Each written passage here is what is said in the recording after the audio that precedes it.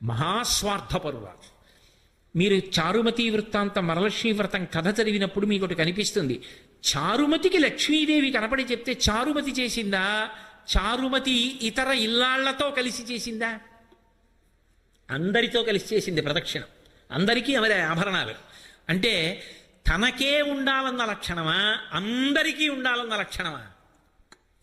ఆ సద్బుద్ధి మొదటి లక్ష్మి. అది ప్రసాదము. ఈ ప్రసాదమునకు హేతువు పాత్రత. ఈ పాత్రతగా చెప్పడమే వరలక్ష్మీ వ్రతం యొక్క కథ.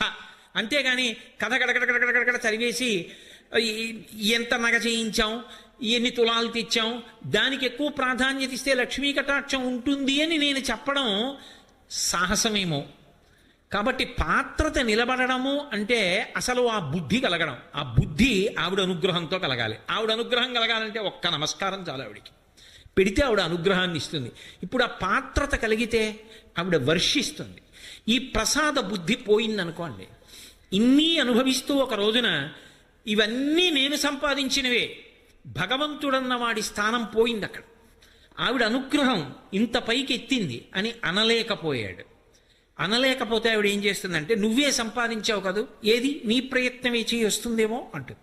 ఇప్పుడు సిరిదా వచ్చిన వచ్చును సలలితముగ నారికేళ సలిలము భంగిన్, సిరిదా పోయిన పోవును కరివెంగిన వెలగపండు కరణిని సుమతి. అప్పుడు బుద్ధి చెప్తుంది. ఇదే విషయాన్ని పురాణంలో భూతద్దంలో పెట్టి జరిగిన కథని చూపిస్తారు మీకు. అందుకే చూడండి, దేవేంద్రుడు అంతకన్నా లక్ష్మీ కటాక్షం ఉన్నవాడిని ఇంకోటిని చెప్పరు. అంత లక్ష్మీ కటాక్షం ఉన్నటువంటి దేవేంద్రుడు ఒకానొకప్పుడు ఐరావతం మీద వెళ్ళిపోతున్నాడు. వెళ్ళిపోతున్నప్పుడు దుర్వాసో మహర్షి ఎదురుగుండా వచ్చారు. మహానుభావుడైన గొప్ప ఉపాసకుడు, తెల్లవారి లేస్తే భగవంతుణ్ణి అర్చించగలిగినవాడు, భగవంతుని యొక్క అనుగ్రహానికి పాత్రుడైనవాడు. ఆయన ఒక పుష్పహారాన్ని తీసుకొచ్చి దేవేంద్రుడికి ఇచ్చాడు. ఇది భగవన్ నిర్మాల్యం, ఈశ్వరుడి మెడలో వేసుకున్నటువంటి హారం. ఈ హారం తీసుకో ప్రసాదం అని ఇచ్చాడు. ఆయనకి భగవతి ఇచ్చింది. ఆ హారాన్ని ఇంద్రుడికి ఇచ్చాడు. ఎందుకు ఇచ్చాడు అంటే, అది ఇంద్రుడు తీసుకుని కళ్ళకద్దుకుని ఒకసారి తల మీద పెట్టుకుని పక్కన పెడితే ఆ అనుగ్రహం ఆయన ఎందు ప్రవేశించి ఆ ప్రసాద బుద్ధి చేత ఆయన బాగా నిలబడితే దేవతలు రక్షింపబడితే లోకాలు రక్షింపబడతాయని దుర్వాసో మహర్షి ఆలోచన సద్బుద్ధితో ఇచ్చాడు. ఇదే సత్యనారాయణ వ్రత కథ. ప్రసాదము అనుగ్రహము. అనుగ్రహం అక్కర్లేదండి, భర్త దొరకలేదు. అనుగ్రహం కావాలంది, ప్రసాదం ముచ్చుకుంది, భర్త కనబడ్డాడు. ప్రసాదము అన్న మాటకు అర్థం ఏమిటంటే, కేవలం అది ఇందులో యాలక్కాయలు ఎక్కువేశారా, శనగపిండి ఎక్కువేశారా, పూర్వం తిరుపతి ప్రసాదంలో ఉన్నన్ని జీడిపప్పులు ఇప్పుడు ఉండట్లేదండి, దానికోసం ఆ తిరుపతి వెళ్ళావు. జీడిపప్పుల కోసం, యాలక్కాయల కోసం, దాంట్లో ఉన్న తూకం కోసం, అందులో ఇన్నిపటికి బెల్లం ముక్కలు ఉన్నాయి, దానికోసం ఆ తిరుపతి వెళ్ళేది. అది ప్రసాదం, అది ఈశ్వరానుగ్రహం. అంతేకాని దాని మీద వ్యాసాలు రాయడానికి, దాని మీద శల్యశోధనలు చేయడానికి కాదు అది. కాబట్టి ఇప్పుడు అది అనుగ్రహం లోపలికి పుచ్చుకున్నావు, అది 6వ వంతు మనస్సుగా మారుతుంది. ఆ మనసులోంచి దరిద్రాన్ని పోగొట్టుకోవడానికి పరిష్కారం కూడా లోపల నుంచి ఆలోచనగా వస్తుంది. ఈశ్వర ప్రసాదం తింటే అందులోంచి ఆలోచన వస్తుంది. ఆ ఆలోచనే సమస్యని పరిష్కారం చేస్తుంది. మళ్ళీ శాంతి పొందావు. ఇప్పుడు దుర్వాసో మహర్షి ఇంద్రుడికి ప్రసాదం ఇచ్చాడు, భగవంతుడి మెడలో వేసిన హారం ఇచ్చాడు. ఇప్పుడు ఆ హారం వేసుకున్నాడు.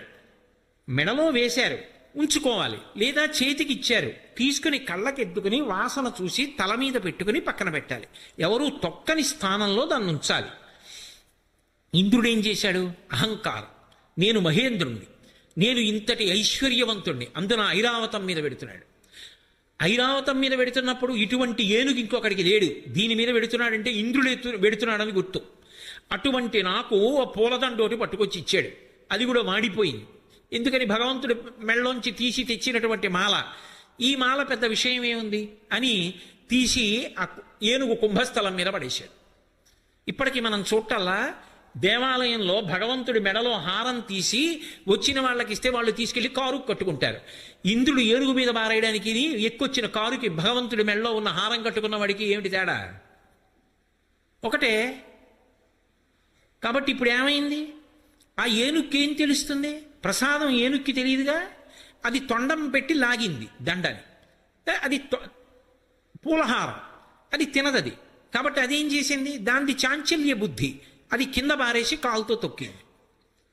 చూశాడు దుర్వాసో మహర్షి. ప్రసాద తిరస్కారం చేశావు, నేను తెచ్చినది ఏమిటో నీకు అర్థం కాలేదు. ఏ ప్రసాదాన్ని తిరస్కరించావో దాని ఫలితం నీకు లక్ష్మీ కటాక్షం ఉండకూడదు, భ్రంశం అయిపోవాలన్నాడు. లక్ష్మి సముద్రమునందు కలిసిపోవుగాక అన్నాడు. అంతే, ఇంద్రుడి యొక్క లక్ష్మి అంతా వెళ్ళిపోయింది. ఇంద్రుడి లక్ష్మి వెళ్ళిపోయింది అనడానికి గుర్తులు చెప్పాడు ఇంద్రుడు వచ్చి గురువుగారి దగ్గర. ఆయన ఏం చెప్పాడంటే, మొదటి మాట ఏం చెప్పాడంటే, దేవతల యందు ఉత్సాహము నశించిపోయింది అన్నాడు. ఇది మీరు బాగా పట్టుకోవాలి. లక్ష్మీ కటాక్షం అంటే మీరు ఇలా పూజ చేయండి, ఈ పువ్వు వేయండి, మీకు 10,000 రూపాయలు రేపు పొద్దున్న వచ్చేస్తాయి, ఇలాంటి తేలిక ప్రసంగాలు, చవకబార ప్రసంగాలు నా వల్ల కాదు. నేను యథార్థమే చెప్పగలను అంతే. ఇప్పుడు సముద్రంలో లక్ష్మి వెళ్ళిపోతే ఇంద్రుడు ఏం చెప్పాడంటే, ఉత్సాహం పోయింది దేవతల్లో అన్నాడు. అసలు ఐశ్వర్యములకన్నిటికీ కూడా ప్రధానంగా ఆలంబనం ఎక్కడుంటుంది అంటే ఉత్సాహంలో ఉంటుంది. ఒకసారి వస్తుంది, ఒకసారి పోతుంది, ఒకసారి కష్టం వస్తుంది, ఒకసారి సుఖం వస్తుంది. కానీ ప్రయత్నమునందు ఊంచుకుని నిలబడగలిగిన వాడెవరో వాడు మాత్రం జీవితంలో విజయాన్ని సాధిస్తాడు. అందుకే మీరు చూడండి, ఎప్పుడూ కూడా భగవంతుడి దగ్గరికి వెళ్ళి శ్రీ సూక్తం చెప్పినప్పుడు పూర్తి చేసేటప్పుడు ఒక మాట చెప్తారు. సిద్ధలక్ష్మీర్ మోక్షలక్ష్మీర్ జయలక్ష్మీ సరస్వతి శ్రీర్లక్ష్మీర్ వరలక్ష్మీశ్చ ప్రసన్నా మమ సర్వదా అని చెప్తారు. 6 లక్ష్ముల్ని చెప్పింది వేదం. ఈ 6 ఉన్నటువంటి ఆదిలక్ష్మి నన్ను అనుగ్రహించుగాక. ఏవి 6 రూపాలు? నే చెప్పినవి కావు, శ్రీ సూక్తం వేదప్రోక్తం, వేదం చెప్పిన లక్ష్ములు. అవి మొట్టమొదటిది సిద్ధలక్ష్మి, మోక్షలక్ష్మి, జయలక్ష్మి, సరస్వతి, శ్రీర్లక్ష్మి, వరలక్ష్మీశ్చ ప్రసన్నా మమ సర్వదా. నా యందు ఎప్పుడూ అనుగ్రహమును కటాక్షించుగాక. లక్ష్మి యొక్క ఈ 6 రూపములు. ఇందులో చిట్ట చివర చెప్పబడిన లక్ష్మి వరలక్ష్మి. మీరు ఎందుకు ఈ క్రమాన్ని వాడింది వేదం? ఇలాగే ఎందుకు చెప్పాలి శ్రీ సూక్తంలో? ఈ లక్ష్ముల యొక్క స్థానాల్ని మార్చి చెప్పకూడదా? కాదు, ఇందులో పూల దండ గుదిగుచ్చినట్టు అంతర్లీనమైన రహస్యం ఒకటి ఉంది. సిద్ధలక్ష్మి, ఒక కార్యం సిద్ధించిందండి అంటాడు. అమ్మయ్యా, మొత్తానికి సిద్ధించిందండి అంటాడు. అందుకే విఘ్నేశ్వరుడు భార్యల్లో సిద్ధి బుద్ధి.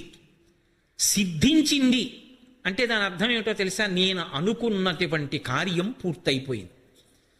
నేను అనుకున్న కార్యానికి మొట్టమొదటి రూపం ఏమిటి? సంకల్పం కదా. ఇప్పుడు నేను ఇక్కడ ప్రవచనం చెయ్యాలి అనుకున్నాను. ఈ ప్రవచనం చెయ్యాలి అని నేను ఇక్కడికి బయలుదేరి వచ్చినప్పుడు మొట్టమొదట దానికి అంకురం ఏమిటి అంటే ఒక సంకల్పం. ఈ సంకల్పం చెయ్యడానికి వచ్చినప్పుడు అసలు లక్ష్మీ కటాక్షం గురించి చెప్పడానికి నీకు అర్హత ఉందా? ప్రతిబంధకాన్ని తట్టుకున్న ఉత్సాహం ఉంటే కదా నువ్వు నిలబడ్డానికి అర్హుడివి. నీకే లేని నువ్వు ఎలా పంచిపెడతావు? ఓ పరీక్ష ఉంటుంది. ఏమిటా పరీక్ష? ఒంటి నిండా ముక్కులోకి, చెవుల్లోకి, కళ్ళల్లోకి కూడా దీపపు పురుగులు వెళ్ళచ్చు. ప్రతిబంధకం దాటగలవా? దాటి మనసు నిలబెట్టగలవా? అమ్మో నేను చెప్పలేనండి అన్నావు అనుకోండి, అన్నీ బాగుంటే చెప్తావా? ఈ ఉత్సాహం లేనివాడివి నువ్వెలా చెప్తావు లక్ష్మీ కటాక్షం గురించి? కాదు, అవన్నీ ఉన్నా నాకు ఆవిడ గురించి చెప్పేటప్పుడు జ్ఞాపకానికి రావు. నాకు ఆవిడ గురించే మనసు నిలబడుతుంది. ఏమి ఉండనివ్వండి, ఎన్ని ఖర్చీనివ్వండి, నాకు ఆ చెప్పుకోవడం సంతోషం. 2 గంటలు చెప్పవలసిందే, నేను వెళ్ళను వెనక్కి అన్నాను అనుకోండి, ఆవిడ అనుగ్రహిస్తుంది. చెప్పిస్తానంటు అని పక్కన కూర్చుని చెప్పిస్తుంది. కాబట్టి ఇప్పుడు ఉద్ధాన పతనాలు అంటే ఒక సంకల్పం మొదలై సంకల్పానికి ఆటు పోటు వస్తాయి. ఒకటి కలిసి వస్తుంది, ఒకటి ప్రతిబంధకం వస్తుంది. ఈ రెండిటి మధ్యలో నలుగుడు పడకుండా నేను సాధించి తీరుతానని తిరుగులేనటువంటి సంకల్పంతో నిలబడగలవా? ఆ నిలబడగలిగితే సంకల్పం పూర్తయిపోతుంది. ఒక 2 గంటల తర్వాత లేచి నిలబడి నమస్కారం చేసి, అమ్మా ఇన్ని కరిచాయా అయినా తెలియలేదా? అమ్మా ఎంత అనుగ్రహించావమ్మా, బతికున్నంత కాలం ఇలాగే చెప్పించు. ఒకనాడు తేలు కరిచినా తెలియకుండా జపం చేసుకునే స్థితి అని అనగలిగితే సంతోషంగా, అప్పుడు నేను లక్ష్మీ కటాక్షం గురించి చెప్పడానికి అర్హత కలిగిన వాడిని. కాబట్టి సిద్ధలక్ష్మి, ఒక సంకల్పం మొదలైతే సంకల్పము కార్యము పూర్తయింది అన్న స్థితికి మధ్యలో ఎన్నో ఒడిదుడుకులుంటాయి. ఒక సభ నిర్వహించాలి అనుకున్నారనుకోండి, మొట్టమొదటి సంతోషం 3 రోజులు ఉపన్యాసాలు వస్తానన్నారు అని. కానీ తీరా మొదలెట్టిన తర్వాత ఆకాశం వంక చూస్తూ భయం, వాతావరణం వంక చూస్తూ భయం, చలి ఎక్కువగా ఉంటుందేమోనని భయం, ఎన్నో రకాల భయాలు. 3 రోజులు అయిపోయాక అబ్బా ఎంత బాగా జరిగిందో అన్న సంతోషం, అప్పుడు సిద్ధి పొందాం. ఈ సిద్ధి వరకు వెళ్ళి ఆఖరణ అమ్మయ్యా అని ఇలా గుండెల మీద చెయ్యేసుకుని తేలికగా ఊపిరి తీయాలంటే ఆ వెనక సంకల్ప బలాన్ని శక్తిని ఇవ్వగలిగిన తల్లి ఎవరో ఆమె ఆ లక్ష్మియే. అది మొదట లేకుండా అసలు ఎలా నడుస్తావు ముందుకి జీవితంలో? నేను డాక్టర్ అవ్వాలండి, మంచిదే సంకల్పం. డాక్టర్ అవ్వడానికి నువ్వు లేచింది ఎప్పుడు, చదివింది ఎప్పుడు అనుకుంటే అవుతావా? డాక్టర్ అవ్వడానికి కావలసిన క్రమశిక్షణ నీకుందా? నేను ఒక గొప్ప విద్వాంసుణ్ణి కావాలండి, నువ్వు చదివింది ఎప్పుడు, చదవగలవా? ఇది కార్యసాధనకు కావలసినటువంటి విభూతిని ఆ తల్లి అనుగ్రహించి సంకల్పము కార్యముగా పూర్తయినది అని నిలబెట్టడానికి కావలసిన విభూతిని అనుగ్రహించగలిగిన తల్లి సిద్ధలక్ష్మి, మోక్షలక్ష్మి. మోక్షలక్ష్మి అంటే సాధారణంగా మోక్షం ఎక్కడ చెప్తాం? చిట్ట చివర చెప్తాం, ధర్మార్థ కామ మోక్షములు అంటాం. మరి రెండో లక్ష్మి మోక్షలక్ష్మి ఎందుకయింది అంటే, మోక్షము అంటే విడుదల. విడుదల యందు ఏమవుతుందో తెలుసా? పరమానందం ఉంటుంది, అది ఈ లోపల నుంచి ఉబ్బుకుతుంది. నేను మీకు ఒక ఉదాహరణ చెప్పాలంటే, ఒక గొప్ప విగ్రహం చెక్కాలనుకున్నాడు ఒక ఆయన, గజలక్ష్మిని చెక్కాలనుకున్నాడు, చాలా అందంగా చెక్కాలనుకున్నాడు. ఏదో గణపతి స్థపతి లాంటి శిల్పి అయిన, దానికి తగిన రాయి దొరకాలి, వెతకాలా? అది ఎటువంటి రాయి అయి ఉండాలి? పొడారిపోకూడదు, కొన్ని వందల సంవత్సరములు నీటిలో నానిపోయిన రాయి అయి ఉండాలి. అటువంటి రాయి వెతికి మోకులు కట్టి నీరు తగ్గిపోయినప్పుడు వెతికి పట్టి తీసుకొచ్చి ఒడ్డుకు లాగారు. లాగిన తర్వాత అది పెద్ద శిల. మీరు ఎప్పుడైనా చూశారో లేదో శిల్పం చెక్కేటప్పుడు, రాయి రాయి అంతా ఎక్కి కూర్చుంటారు శిల్పులు. కూర్చుని రకరకాలైనటువంటి ఆ పరిమాణంలో ఉన్నటువంటి ఉలులు పెట్టి సుత్తులు పెట్టి కొడతారు, పెచ్చులు ఊడిపోవడం మొదలెడుతుంది. ఆఖరణ కళ్ళు చెక్కుతారు. చెక్కేటప్పుడు ప్రధాన శిల్పి కొబ్బరికాయ కొట్టి ఎంతో జాగ్రత్తగా చెక్కుతాడు. ఇప్పుడు అద్భుతమైనటువంటి గజలక్ష్మి మూర్తి వచ్చింది. ఇప్పుడు ఆ గజలక్ష్మి మూర్తి వచ్చేసి తీసుకెళ్ళి అధివాసాలు అయిపోయి, ధాన్యాధివాసం, శయ్యాధివాసం, పుష్పాధివాసం అన్నీ చేసేశారు, ప్రతిష్ఠ చేసేశారు, అమ్మవారికి బట్ట కట్టారు. ఇప్పుడు ఆ దేవాలయానికి వెళ్ళి ఆ శిల్పి చూశాడు. అయ్యా మీరే కదా చెక్కారు, రండి మీకు ఇవాళ బట్టలు పంచల సాపు పెడతాం అన్నారు. గుడికి వెళ్ళాడు, తాను ఆ శిల మీద ఎక్కి కూర్చుని చెక్కాడు. ఇప్పుడు ఇలా చూశాడు, ఇలా చూసి అబ్బా చాలు ఎంత బాగా వచ్చింది రామూర్తి అన్నాడు. సిద్ధలక్ష్మి కార్యం పూర్తయింది. ఇప్పుడు మీరు పిలిచి, ఏమయ్యా అంతా చాలా బాగా చెక్కావు కానీ కొంచెం జాగ్రత్తగా చూడు, ఈ కంటి చివర చిన్న కందిబద్దంత రాయి ఉబికి ఉండిపోయింది, ఒక్కసారి నిచ్చెన ఇస్తాం ఎక్కి కొట్టే ఉలితో అన్నారనుకోండి, చెంపలు వేసుకుని మహాపరాధం. ఆ తల్లికి అది అందామండి, తప్పు, అలా కొట్టకూడదు, ఎక్కడ కనపడుతోందండి అంటే తప్ప కొట్టడి. అయిపోయింది, విడుదలైపోయాడు, విగ్రహం చెక్కడం నుంచి విడుదలైపోయాడు. మోక్షం అంటే విడుదల. ఇక దాన్ని ముట్టుకోడు, ఇక అది అనుగ్రహించేస్తుంది అంతే లోకాన్ని. కావాలంటే కంటిపక్క కందిబద్ద గజలక్ష్మి దేవాలయం అని కొత్త పేరు వస్తుంది గుడికి, తప్ప ఆ విగ్రహాన్ని మాత్రం ఇక ముట్టుకోడు. అది పూజకే తప్ప దాన్ని ఇక మళ్ళీ ఇంకా చేయడంలో ప్రక్రియ అన్న మాట ఉండదు. విడుదలైపోయాడు దాంట్లోంచి. విడుదలైపోయాడు అంటే ఇక దాన్ని గురించి మనసు ఆలోచిస్తే ఆనందము ఉద్భుతమవుతుంది తప్ప, ఎన్నాళ్ళు కష్టపడ్డాను రా, ఎంతమంది ఎన్ని పత్రికల్లో వస్తోంది దాని గురించి, ఎన్ని టీవీ ఛానల్స్ చూపిస్తున్నాయి, ఎంతమంది వచ్చి ఇంటర్వ్యూ తీసుకున్నారు, ఎలా చెక్కారు ఆ మూర్తిని ఎలా చెక్కారని. ఇప్పుడు విడుదలైపోయాడు, విడుదలైపోయి ఆనందం పొందుతున్నాడు. ఈ ఆనందం పొందాలంటే విడుదల కావాలి, అంటే ఇక దాని జోలికి వెళ్ళక్కర్లేదు. ఆ స్థితి నాకు కావాలి, నేను ఏ సంకల్పంతో మొదలుపెట్టినా ఆ స్థితికి ఎదగగలగాలి. నేను ఇది చేశాను అని పరమ సంతోషంతో, ఎలా నేనే చేశాను అని 10 మంది దగ్గరికి వెళ్ళి, ఏమంటే నాకు సత్కారం చేస్తారా, నాకు సన్మానం చేస్తారా అని అడగకూడదు. అమ్మా నువ్వమ్మా చేయించావు, ఇలా నాతో ఎన్నో చేయించమ్మా అని నమస్కారం పెట్టి ఆనంద భాష్పాలతో వెళ్ళిపోవాలి. అది మోక్షలక్ష్మి. అందుకే సిద్ధలక్ష్మి, మోక్షలక్ష్మి, జయలక్ష్మి. జయలక్ష్మి అంటే ఈ సిద్ధలక్ష్మి మోక్షలక్ష్మి నీకు కావాలి అంటే జయలక్ష్మి ఒకటి కావాలి. ఏమిటి జయం? జయం ఎప్పుడు వస్తుంది? ఎదురొడ్డి నిలబడితే. ఎదురొడ్డి నిలబడిన వాడికి జయం అన్న మాట ఎక్కడుంది? ఎదురొడ్డి నిలబడినప్పుడు క్లేశం కలుగుతుంది, ఓ కష్టం వస్తుంది. ఆ కష్టాన్ని తట్టుకోవడానికి వ్యూహాన్ని నిర్మాణం చెయ్యాలి. నేను అంటున్న మాటలు మీరు చాలా జాగ్రత్తగా పట్టుకోవలసిమండి. అకస్మాత్తుగా రాత్రికి రాత్రి కోట చుట్టూ శత్రు సైన్యం మోహరించింది. ఇంత శత్రు సైన్యం మోహరిస్తే ఈ శత్రు సైన్యాన్ని అంతటిని ఎలా ఎదుర్కోవడం? ముందు ఆలోచన రావాలి. ఇంకేమీ యుద్ధం చేస్తామండి, అయిపోయింది కోట, సొరంగాల్లోంచి పారిపోదాం ఎక్కడికో అక్కడికి, ఇంకా అయిపోయింది మన బతుకున్నారనుకోండి, ఇంకేమిటి? ఒకప్పుడు తల్లికోట యుద్ధం జరిగింది. తల్లికోట యుద్ధం జరిగితే నదికి యువతల వైపు రామరాయల వారి సైన్యం మోహరించింది, అవతల వైపు శత్రు సైన్యం మోహరించింది.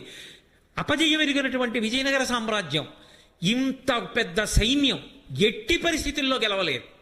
కానీ శత్రువీరులు ఆలోచించారు, రామరాయల దగ్గర ఇంత శత్రు సైన్యం ఉంటే గెలవలేము, ఏం చెయ్యాలనుకున్నారు. రాత్రి యువతల సైన్యానికి తెలియకుండా 10 కాగడాల చప్పున వెలిగించి ఎద్దుబళ్ళకు కట్టి ఎద్దుబళ్ళనన్నింటినీ కూడా దిగువకు వదిలిపెట్టేశారు. కొన్ని 100 బళ్ళు కాగడాలు కట్టుకుని వెళ్ళిపోయి. అది ఎలా ఉందంటే ఎక్కడ ఎద్దుల్ని తోలుతున్న చప్పుడు చేయలేదు. ఎద్దు బళ్ళు నడిచి వెళ్ళిపోయి చీకట్లో అలవాటు వాడికి వెళ్ళిపోతాయి.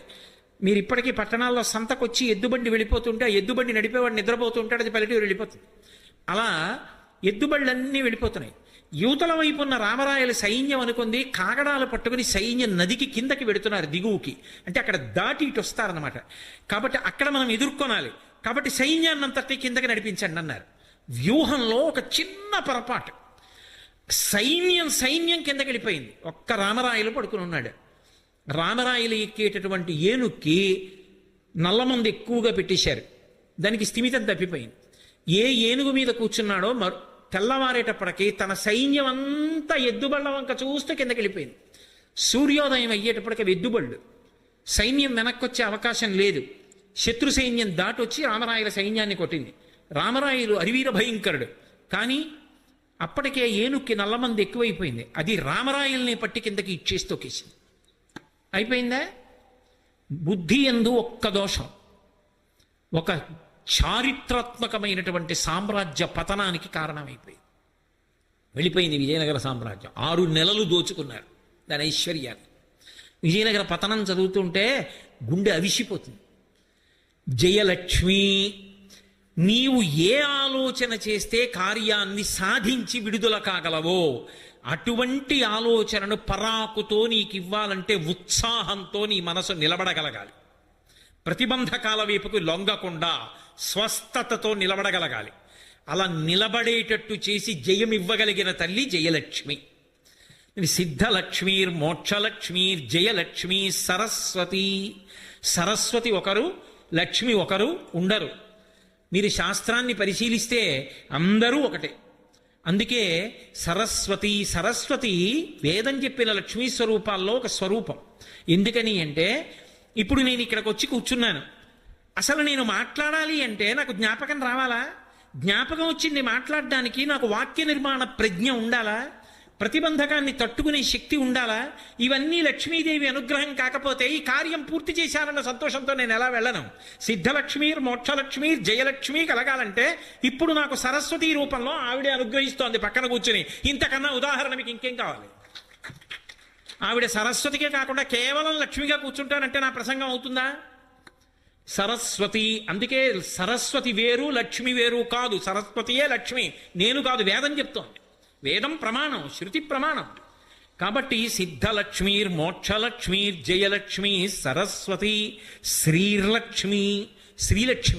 శ్రీలక్ష్మి అంటే ఉద్భుతమైన ఆనందమునకు శ్రీలక్ష్మి అని పేరు. చూడండి, ఇప్పుడు ఇదంతా అయిపోయి నేను ఇంటికి వెళ్ళిపోయి లాల్చీ ఇప్పేసి స్నానం చేయడానికి వెళ్ళిపోయాను అనుకోండి, ఇంకా నా మనసులో ఏవో ఆలోచనలు అలా వస్తూనే ఉంటాయి దీని గురించి. కనీసం 1 గంట 2 గంటల సేపు ఇది చటుక్కున చల్లారిపోదు, అగ్ని నిధనమైనట్టు. ఓ పొయ్యి అర్పిన వేడిగా ఉన్నట్టు ఇంకా ఏవేవో ఆలోచనలు ఇంకా ఏవేవో వస్తుంటాయి. అయ్యో అది చెప్పలేదే, ఇది చెప్పలేదే అనేదో ఆలోచన వస్తుంది. రేపు ఎద్దు కానీ లేకపోతే ఊరుకో అని సముదాయించడానికే సమయం తీసుకుంటుంది.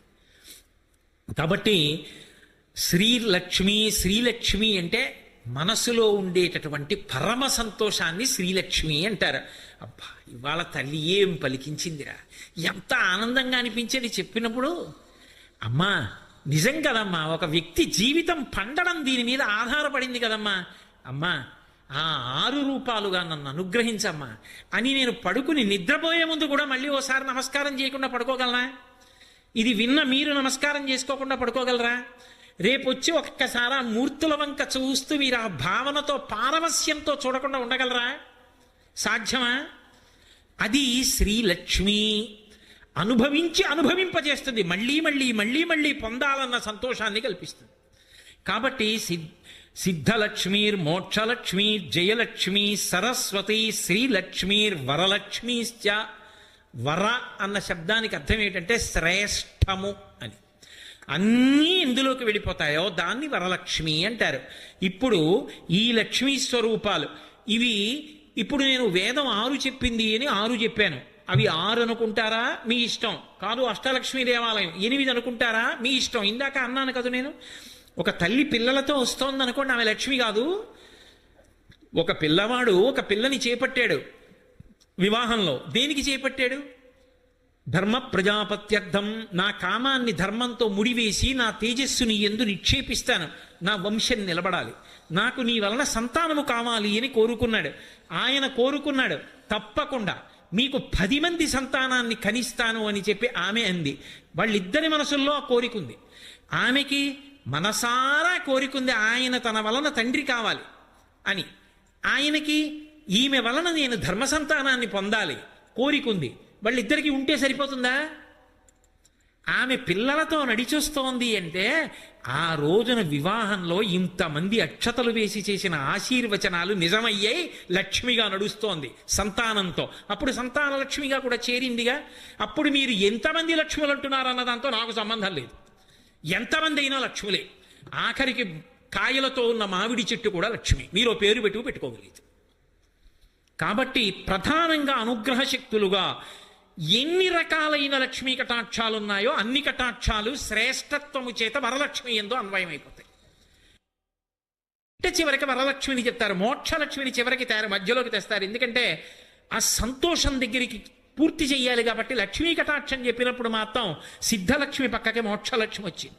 అది వేదం యొక్క హృదయం. అది నేను మీరు కాదు చెప్పింది, అది చెప్పింది పరమేశ్వరుడు. లక్ష్మీ కటాక్షము యొక్క తీరు ఎలా ఉండాలో, దాని చేత అందరూ ఎలా సంతోషపడాలో, ఆ క్రమాన్ని ఆవిడ ఎలా అనుగ్రహిస్తుందో చెప్పారు. అందుకే ఇప్పటికీ కూడా మన దేశంలో ఒక ఆచారం, మనం ఏదైనా పని చేస్తున్నాం అనుకోండి, నేను చేస్తున్నాను అని చెప్పి ఎప్పుడు చెయ్యను. అలా చెయ్యకూడదు కూడా. నేను నా కూతురి పెళ్ళే, నేను కన్న కూతురే, నేను కష్టపడి పెంచిన కూతురే, నా కూతురు వివాహం చేస్తున్నాను అనుకోండి, ఏదో పేరుకి వ్రాయడం కాదు. అక్కడ పేరుకి వ్రాయడం కాదు. నేను ఒక సంబంధాన్ని నిశ్చయం చేసేటప్పుడు మా గురువుగారి దగ్గరికి వెళ్ళాలి.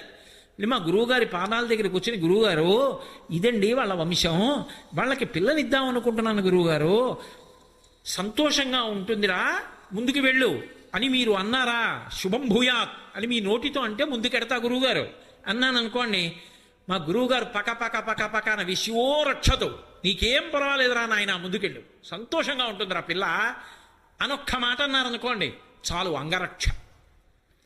నాకు నా కూతురికి అంగరక్ష. అందుకని పెద్దలు నిర్ణయించినారుగాన పెద్దల సంకల్పం సిద్ధిగా నిలబడుతుంది. అది ఆ మాట నిలబడుతుంది, ఆ మాట పూర్తవుతుంది, వాళ్ళ నోటి వెంట వచ్చింది అవుతుంది. అందుకే సంకల్పము కార్యముగా మారడం వెనక, సంతోషము నిలబడము వెనక లక్ష్మీ కటాక్షం ఉంది. అందుకని సిద్ధలక్ష్మీర్ మోక్షలక్ష్మీర్ జయలక్ష్మీ సరస్వతి శ్రీలక్ష్మీర్ వరలక్ష్మీశ్చ ప్రసన్నా మమ సర్వదా. ఎప్పుడు ఏదో అమ్మ ఒకరోజు 2 రోజులో ఏదో శ్రావణ శుక్రవారం వరలక్ష్మీ వ్రతంలో కాదు, సర్వదా అన్ని కాలముల యందు అన్ని దేశముల యందు నాకు ఈ బుద్ధి నీ అనుగ్రహంగా నిలబడాలి. అది అన్ని కాలముల యందు అన్ని దేశముల యందు నిలబడింది అనుకోండి, ఆయన చేపట్టిన కార్యం విఫలమైపోవడం అనేటటువంటి మాట ఉండదు. జయమే. ఎక్కడికి వెళ్ళనివ్వండి, ఏది చేయనివ్వండి, జయం. అందుకే ఇప్పటికీ ఓ మాట అంటుంటారు, శుభం జయం నాయన వెళ్ళిరా, శ్రీరామజయం శ్రీరామజయం శ్రీరామజయం. ఇప్పటికీ కన్నడ దేశంలో మీరు ఏదైనా మాట చెప్పారనుకోండి, అయ్యా నేను వెళ్ళొస్తానండి అన్నాను, శ్రీరామజయం శ్రీరామజయం అంటారు. శ్రీరామ చెప్పి జయం. ఏదైనా సరే ఒక కార్యం సంకల్పం మంచిది రావడం దగ్గర నుంచి సంకల్పం పూర్తవడం వరకు ఆవిడ అనుగ్రహం. ఇక్కడ మీరు ఒక మాట బాగా పట్టుకోవాలి. బాగుందండి, సంకల్పం రావడం గురించి చెప్పారుగా, మరి సంకల్పం మంచిది అయితే కదా ఇవన్నీ. మంచి సంకల్పం ఎలా వస్తుంది? ఆవిడ అనుగ్రహం ఉంటే వస్తుంది. కీర్తి అని ఒక మాట, యశస్విని అని ఆవిడికి పేరు. అంటే ఆవిడ కీర్తినిస్తుంది. ఆవిడకున్న గొప్ప లక్షణం అది. ఆవిడ ఏమిటో తెలుసా? మీరు ఆవిడ్ని ఎంత స్తోత్రం చేస్తున్నారో దానికి ఆవిడ పొంగిపోదు. ఆవిడ మీరు కూడా స్తుతింపబడేటట్టు చేస్తుంది లోకంలో. మీరు మీ ఎదురుగుండా ఉన్నారా, మీ ఎదురుగుండా లేరాతో సంబంధం ఉండదు. తెల్లవారి లేస్తే ఆ పేరు చెప్పేటప్పటికి 2 చేతులు కైమోడ్చి కొన్ని కోట్ల మంది నమస్కరిస్తున్నారు అనుకోండి. ఆ కీర్తి ఇవ్వడానికి ఎటువంటి సంకల్పం వాడిలో పుడితే ఆ కార్యం చేస్తాడో అటువంటి సంకల్పం పుట్టిస్తుంది. అటువంటి సంకల్పం పుట్టడానికి ఎటువంటి విషయాలతో ఆయన అనుసంధానమైతే అటువంటి సంకల్పం పుడుతుందో అటువంటి చోటుకి చేర్చి అటువంటి సంకల్పం పుట్టిస్తుంది. లేకపోతే మహాత్మా గాంధీ గారికి భారతదేశానికి స్వాతంత్ర్యం తీసుకురావాలి అనేటటువంటి తాపత్రయం ఎందుకు కలగాలి? ఆయనకు ఆ సంకల్పం కలగబట్టి కదూ జాతిపిత అనేటటువంటి కీర్తి వహించి మహానుభావుడు అలా ఉండిపోయారు. మహాత్మా అని పేరుకు ముందు చేర్చి గౌరవిస్తున్నాం. భీష్మాచార్యుల వారిని భీష్మ అని విడిచిపెట్టాం. ఆచార్య శబ్దం కలిపి భీష్మాచార్య. వేదం ఎలా చెప్పిందో అలా ఆచరించిన వాడు. అంటే ఒక మంచి సంకల్పం మనసులోంచి పుట్టాలి అంటే అసలు ఆ మనసుకి ఆలంబనం ఏమవుతోంది? మీరు నాకు ఒక కర్ర ఇచ్చారనుకోండి, నేను మీకు తేలిక ఉదాహరణ చెప్తున్నా. కోటేశ్వరారు 1 గంట ఈ కర్ర పట్టు కూర్చోండి అన్నారు అనుకోండి. కర్రకుండే లక్షణం ఏమిటో తెలుసా? అది ఏ సన్యాసి చేతిలో సత్యదండం గురించి నేను చెప్పట్లా. నా బోటిగాడికి కర్ర ఇచ్చారనుకోండి మీరు, నేను ఆ కర్ర పట్టు కూర్చుని కాసేపు ఆగి ఏం చేస్తానంటే దాన్ని ఇలా ఇలా ఇలా ఇలా కొడతాను. ఆ తర్వాత ఏదో అలా పాకుతుంటే దాన్ని ఖచ్చితంగా కొట్టగలనా అని కొట్టి చూస్తాను. ఆ తర్వాత నా చేతిలో నేనే కొట్టుకుంటాను. ఎంత గట్టిగా కొడితే నిప్పెడుతోందో చూస్తాను.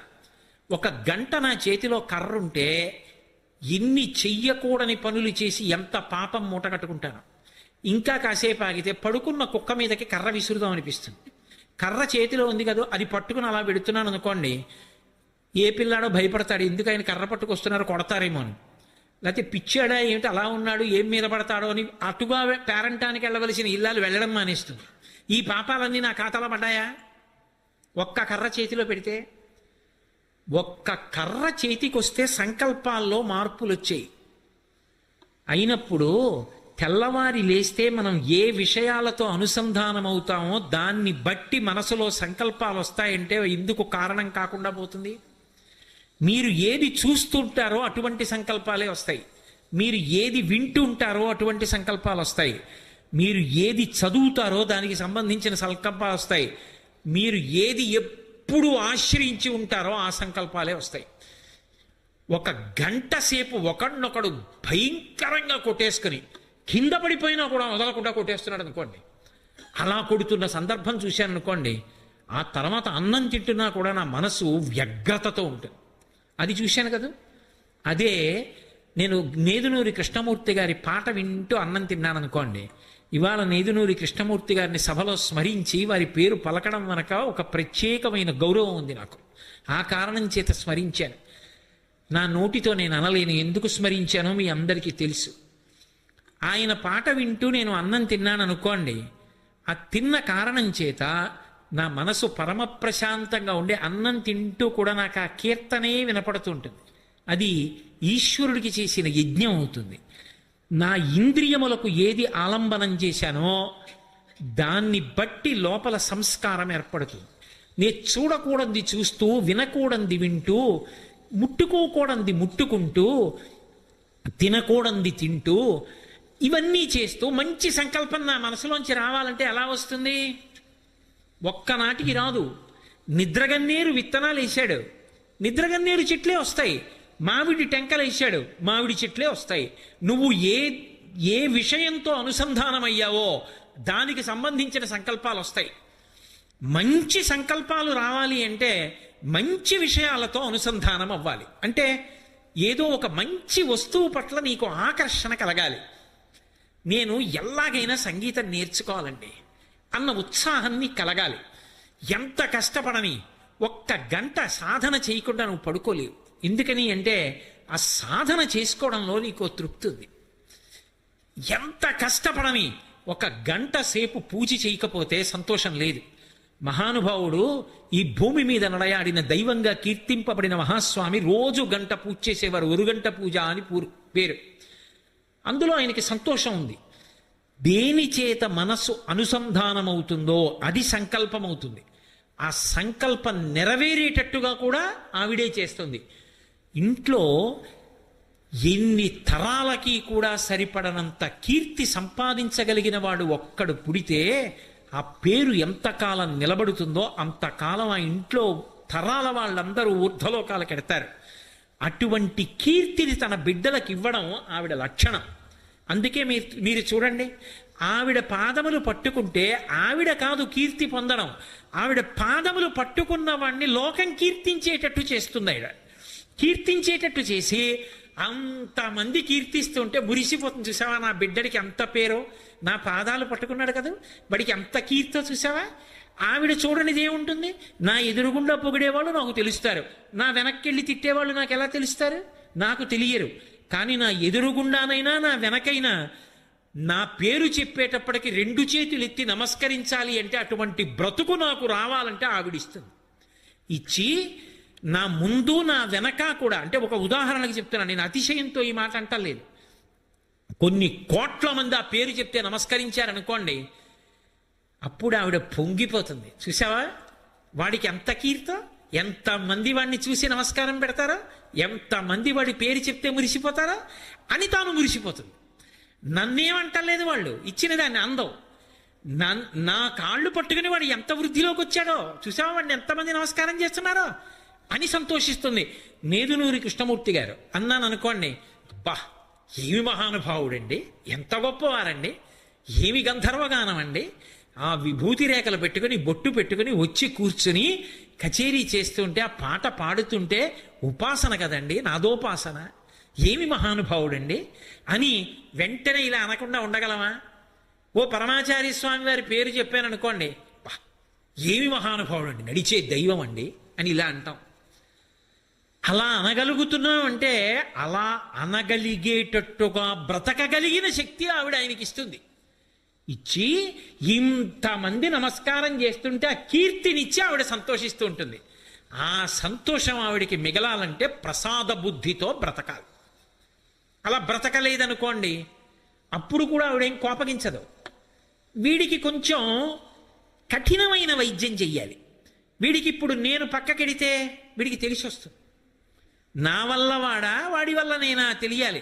పటకార నేనే పట్టుకుంటున్నాను, మరుగు పాలగిందని అనుకుందనుకోండి, పైన పట్టుకునేవాడు పట్టుకోలేదనుకోండి, కింద పాలగిన్నెని పట్టుకుంటాను కాబట్టి పటకారం, నా అంత గొప్పది లేదు. నేను గిన్నె పట్టుకోకపోతే వాడికి కాఫీ ఎక్కడ ఉందనుకోండి పటకార, ఓహో నువ్వు గిన్నె పట్టుకుంటున్నావా అని పైన పట్టుకునేవాడు పట్టుకోలేదనుకోండి, అది గిన్నె ఎలా పట్టుకుంటుంది? గిన్నె పట్టుకోగలిగిన పటకారా అన్న కీర్తి ఎందుకు వచ్చిందంటే పైన పట్టినవాడు ఉన్నాడు కాబట్టి అది పటకార అయింది. పైన పట్టుకోకపోతే కింద పట్టుకోలేదు, పైన పట్టుకునేవాడు ఉన్నాడు కాబట్టి కింద పట్టుకుంటున్నానన్న పాత్రత, ఆ ప్రసాద బుద్ధి పటకార యందు ఎంతకాలం ఉంటుందో అంతకాలం పటకారం ఉపయోగింపబడుతుంది. పటకారకు అహంకారం వచ్చిందనుకోండి, అటు ఇటు అయిందనుకోండి, ఇది పట్టుకుంటే మీరబడుతుందని పక్కన పారేస్తారు. పైన పట్టు వల్ల కింద పట్టుకున్నదేదో అది పటకారం కాదు. నేను చెప్పడం కాదు, నేను చెప్పడానికి చెప్పించడానికి నన్ను పట్టుకున్నది ఎవరో ఉంది. ఆవిడ పట్టుకి ఇది పలుకుతోందని తెలుసుకుని నమస్కరించగలిగినంత కాలం నే పటకార. ఆ పట్టు నేను మరిచిపోయాను అనుకోండి, నేను కింద పట్టలేని పటకార, పక్కన పారేస్తా.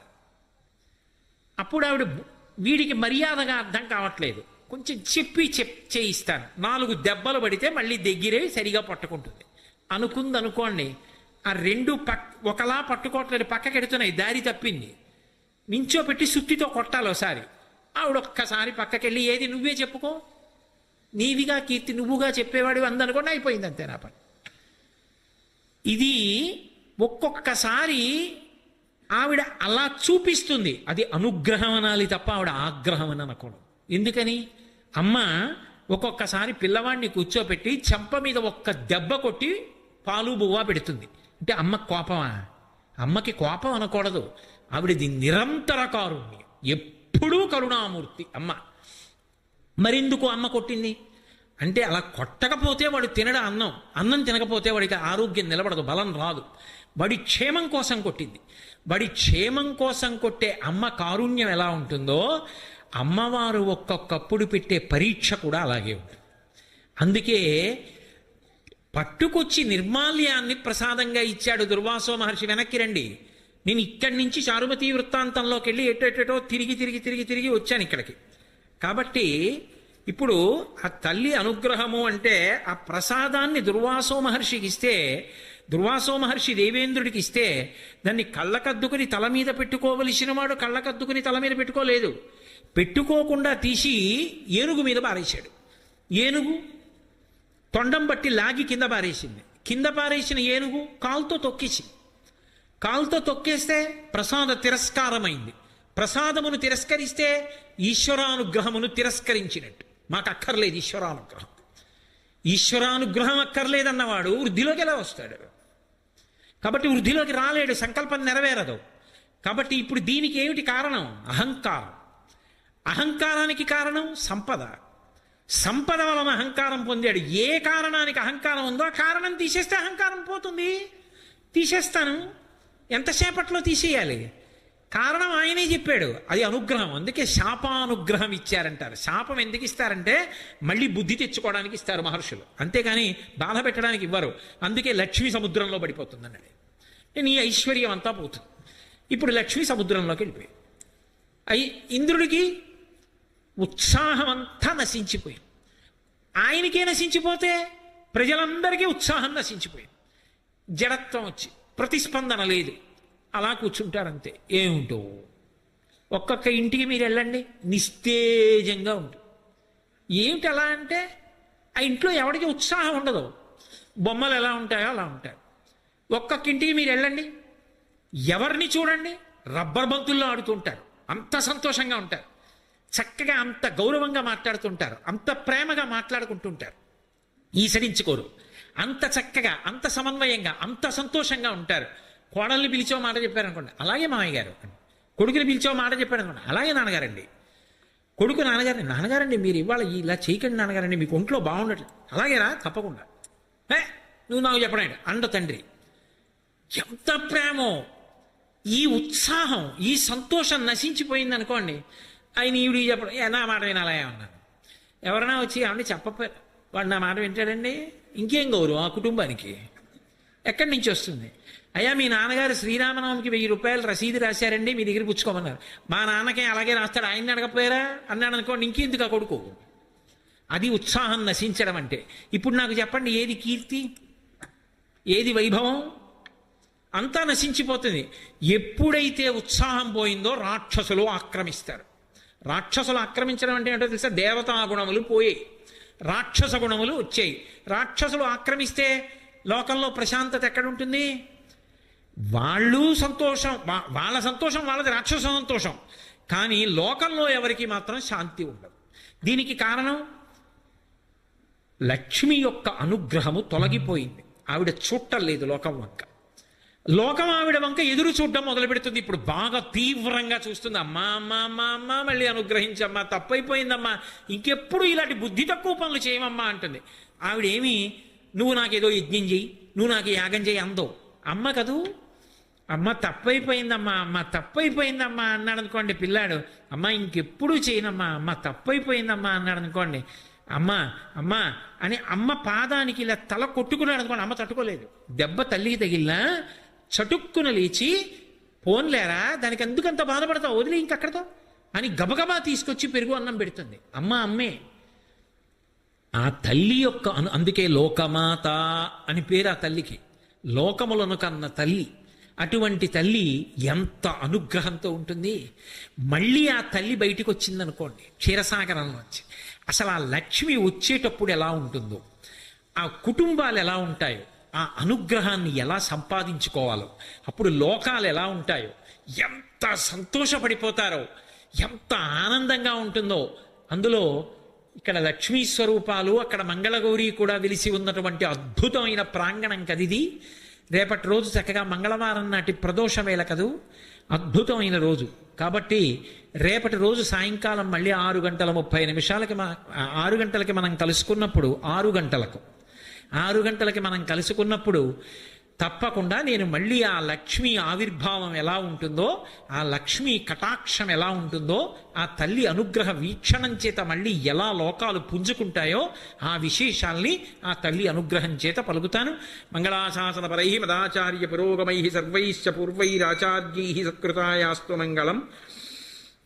మంగళం కోసలేంద్రాయ మహనీయ గుణాత్మనే చక్రవర్తి తనూజాయ సర్వభౌమాయ మంగళం. ఉమాకాంతాయ కాంతాయ కామితార్థప్రదాయినే శ్రీగిరీశాయ దేవాయ మలినాథాయ మంగళం. సర్వం శ్రీ ఉమామహేశ్వర పరబ్రహ్మార్పణమస్తు. స్వస్తి.